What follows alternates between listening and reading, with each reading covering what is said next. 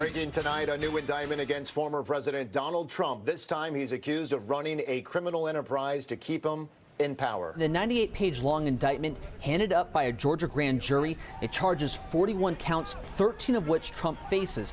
Breaking just last night, dominating headlines this morning, Donald Trump has been indicted again.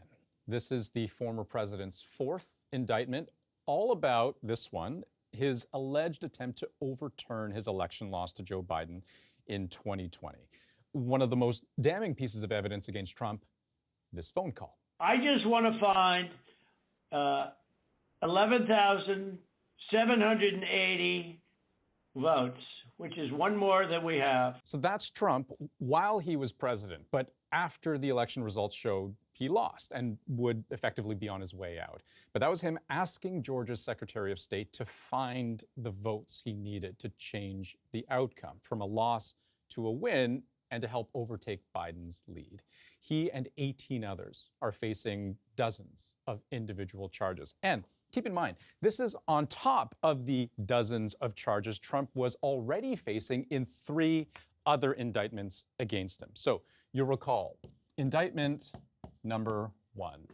This was the case of business fraud and hush money payments made to former porn actor Stormy Daniels, who had claimed that she had had a sexual encounter with Trump. That case will play out in New York. Indictment number 2. So this is the case of Trump's handling or mishandling of classified documents. So in this case, we're talking about essentially the handling of sensitive material that he had been holding at his private estate that the indictment alleges he should not have been, also accusing him of obstructing federal efforts to get those documents back. That case plays out in Florida. Indictment number 3. This is a case focusing on Trump's effort to stay in power after his election loss, plus his role in the January 6th storming of the U.S. Capitol. According to the indictment, a push to ignore the popular vote.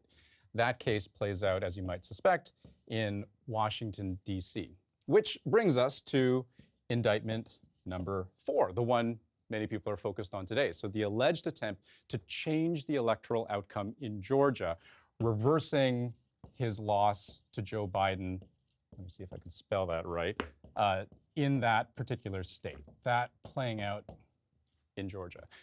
This one may be the most significant of them all for 2 reasons. So one, it accuses Trump and his co-conspirators of racketeering. So essentially of being part of a criminal organization with a single, unified, corrupt goal.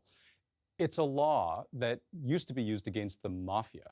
But 2, the other reason this is important, these are state charges, meaning that even if Trump were to be elected president once again, this idea of pardoning himself of any potential crimes would effectively be a non-starter. Federal charges, maybe he could, but not state charges, which is what we're talking about in that case.